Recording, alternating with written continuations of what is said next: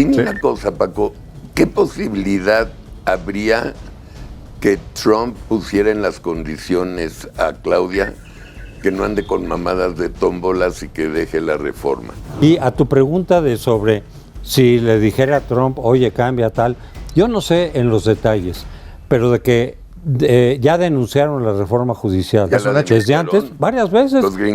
¿Cuál fue el último discurso del embajador Ken Salazar contra la reforma judicial? Sí. Y desde allá también hubo muchas voces, tanto del gobierno, de legisladores, etcétera, decir, esa reforma judicial, al hacer perder la autonomía, nos perjudica a nuestros intereses. No es nomás cuestión de los mexicanos, nos perjudica a nosotros porque no vamos a tener a quién recurrir cuando el gobierno pues abuse o haga alguna arbitrariedad. O sea, lo que sí sabemos es que no les gusta la reforma judicial a los gringos, al gobierno, y lo han dicho expresamente.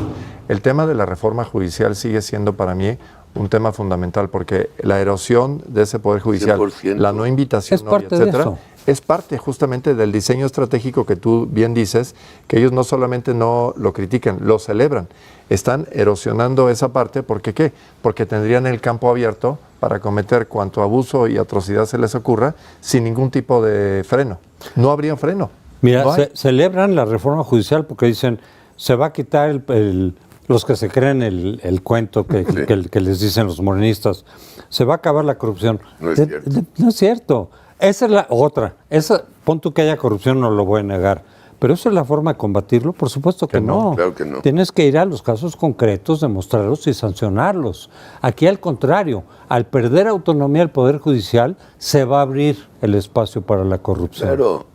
Porque entonces 100%. Va a haber más impunidad. Y ahora que, digamos, reclamaron varios que de buena gana quisieron participar en el proceso para ver si había alguna posibilidad de que hubiera por lo menos una diversidad de perfiles. A la mala lo sacaron. Pues claro. Eliminaron a cualquier mínima posibilidad de disidencia, filtraron las listas, Carlos. Ya no quedó nadie que no esté perfectamente alineado con el régimen. Luego entonces, ya en la tómbola, que va a ser, la elección es una tómbola al final del día, los que salgan, pues ya son puros de ellos. Son puros con de ellos. El 6% de gente que va a ir a votar. Si acaso. Máximo. Si acaso. Yo calculo 4. Pero sí, en serio. No, bueno, la tarada de la Tadei calcula entre 6 y espera que llegue a 14 con el movimiento territorial de Morena. Ellos lo que ella espera. Pero pues puede esperar un taxi porque van a ser 4%. Y aún si fuera 14, que no lo creo. Es una basura. Pues es un fracaso, porque ellos dicen, 36 millones votaron por esto porque al votar por Claudia están votando por su propuesta. Lo cual no es cierto. Y decir, ¿dónde están los 36 millones? Sí. Vas a ver que no van a estar ahí participando de esta elección. Además, a ver, la pregunta para todos es, ¿y cuál es la propuesta de las personas que aparezcan en esas boletas? ¿Quién los conoce? ¿De dónde salieron? No solo ¿Qué es lo que van a hacer? Nadie los conoce porque no tienen por qué conocerlos. Su función es otra. No son políticos. Por un lado, nadie los conoce. Luego, cuando digas, este fue secretario de tal tribunal y este fue tal, ¿y quién es mejor? Y además, por no ser partidos políticos, no tienen por qué ofrecer opciones de gobierno. Esa no es su función. Su función es conocer la ley y hacerla cumplir. Para eso no necesitas elecciones. Necesitas seleccionar a la gente que está capacitada para eso. Y que no le ofrezca a la gente, ¿qué le va a ofrecer? Si tú votas por mí, yo hago un fallo a tu favor en algún conflicto. Claro, ¿O qué? ¿Qué van a ofrecer? Pero fíjate que de esta buena idea que tienen de elegir popularmente a los jueces, yo derivo otra mejor idea inclusive, porque yo tengo duda de que en los hospitales los doctores sean los más capacitados. Entonces yo propongo que por voto popular decidamos quiénes van a ser los médicos de hoy en adelante. Y con ¿por qué no? Lo podemos hacer con todos. Con todos, con los ingenieros que contadores, físicos nucleares, los militares también, los generales. Claro. Por voto popular. La solución es votar popularmente, pues sometamos a todas las profesiones, ¿no? Pues sí. Y vamos a ver quién se quiere ir a un hospital en el cual salió por tómbola. Llegó un doctor muy popular que salió por tómbola. Es un carnicero, ¿no?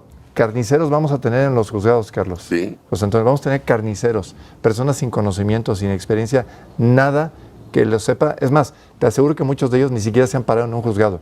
no sabe ni dónde están, no sabe cómo funciona, no sabe qué es lo que tiene que hacer el momento en que los instalen ahí. No, que por cierto, para advertirles, muy mal pagados, porque se les están bajando. Se les han venido reduciendo las condiciones laborales, los salarios. O sea, que los que lleguen y piensen que van a estar en jauja están muy equivocados, salvo Perdón. Por la corrupción. Claro. Porque eso sí va a estar rampante. Van a estar en macro jauja, van a ganar más dinero que Alibaba. Mira, pero por esa fase. Sí, claro, si tú desde el Ejecutivo como gobernador o como presidente o secretario o cualquier cargo que tengas, sabes que tú tienes el control del Poder Judicial, pues está abierta la puerta para la corrupción más de lo que ya está. Claro. Porque entonces sabes que no vas a tener ningún riesgo de que te acusen y que eventualmente te procesen. Nada. Porque tú controlas el judicial. Y las fiscalías están alineadas, entonces las fiscalías ya están. No hay ningún tipo de problema, van a estar absolutamente blindados. Entonces son jueces de consigna, jueces militantes de partido, como lo estamos viendo. Pues entonces, ¿con quién juega un militante del partido? Con su partido. Cuando decimos el Poder Judicial tiene que ser imparcial, pues automáticamente al pertenecer a un partido ya no es imparcial por definición. No, las tres ministras. Lo mismo con por ejemplo, los del INE o los del tribunal. La Constitución dice deben ser imparciales.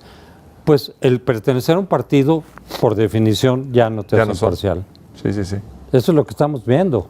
La destrucción de la autonomía, la destrucción de los contrapesos y en el caso de la reforma judicial, la destrucción técnica y política del Poder Judicial. Dime una cosa, Paco, ¿qué posibilidad habría que Trump pusiera en las condiciones a Claudia que no ande con mamadas de tómbolas y que deje la reforma?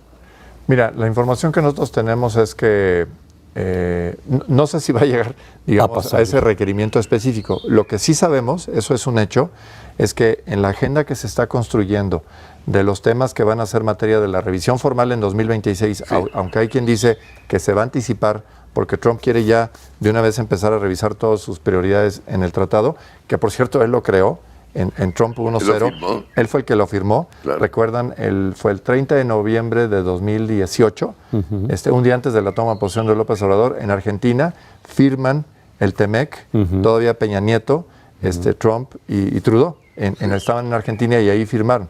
Después vino el proceso de aprobación en el Senado, pero todavía lo firmaron, como un legado de Trump. Pero él dice, no, hay cosas que no me gustan y yo tengo que darle algún bienestar aquí o argumento a mi electorado. Entonces vamos a revisar esto de antemano. Lo cierto es que en esa negociación ya traemos nosotros un déficit. ¿Cuál es el déficit que hemos incumplido manifiestamente con el tratado? Nosotros empezamos. Ahorita están diciendo, Trump está violando el TEMEC. ¿Quién empezó? Nosotros. Y a tu pregunta sobre si le dijera a Trump, oye, cambia tal, yo no sé en los detalles, pero de que ya denunciaron la reforma judicial desde antes, varias veces. ¿Cuál fue el último discurso del embajador Ken Salazar contra la reforma judicial? Que es un desastre. Es un desastre. Y desde allá también hubo muchas voces, tanto del gobierno, de legisladores, etcétera, decir, esa reforma judicial, al hacer perder la autonomía, nos perjudica nuestros intereses. No es nomás cuestión de los mexicanos, nos perjudica a nosotros porque no vamos a tener a quién recurrir cuando el gobierno pues abuse o haga alguna arbitrariedad. O sea, lo que sí sabemos es que no les gusta la reforma judicial a los gringos, al gobierno, y lo han dicho expresamente. Afecta nuestros intereses, eso sí lo sabemos. Ahora, el problema, Carlos, en la negociación es que nos metimos en una camisa de 11 varas, porque entonces México entra debilitado a la negociación por la siguiente razón. Una de dos, o arreglas el desastre que tú creaste, o déjame pensar qué necesito a cambio para que yo piense que eso de ahí no sea un motivo de reclamo. ¿Qué vamos a tener que dar a cambio para que no nos reclamen para compensar? La desaparición de órganos constitucionales autónomos, maíz transgénico, reforma energética. Creamos un artefacto de violación sistemática del TEMEC que coloca en la mano de los americanos y los canadienses enormes argumentos que de alguna manera vamos a tener que corregir. O este desastre que hicimos aquí, o concesiones equivalentes que serán de un tamaño brutal. O sea, vamos a entrar en una situación de una tormenta en cuanto a la negociación se refiere, de a gratis, porque esto no nos lo pidió nadie. Y este desastre de la reforma judicial, todavía hay una pequeñísima posibilidad de que alguien diga, oye, eso nos va a costar mucho en la negociación, párenlo, deténganlo. Hasta ahora no ha sido el caso y ella tuvo por lo menos 3 oportunidades muy claras en donde pudo haber bajado la velocidad, pudo haber hecho consultas y lo dijo. Y en lugar de eso le metió velocidad. Pero al día siguiente López Obrador dijo, no, va la reforma como yo la puse y va en los tiempos que yo la puse. Sí. Claudia como que dejó abierto decir, vamos a o sea, entendió que la reforma judicial nos va a perjudicar, pero se impuso López Obrador. Y no quitaría yo el dedo del renglón que la no invitación de hoy sea obra de López Obrador y no de ella. Porque ella, la ministra Piña, estuvo en la toma de posesión. Y la saludó a Piña. Y él no la saludó. No, él no. Él no, ella sí. Entonces le impusieron, ahora no le invitas. Puede ser. No le invitas. No, puede ser. Yo te apuesto $50 millones que no fue necesario. Claudia es, en primer lugar, leal a Andrés Manuel y en segundo lugar al país. O sea, no tuvo que recibir órdenes de Andrés.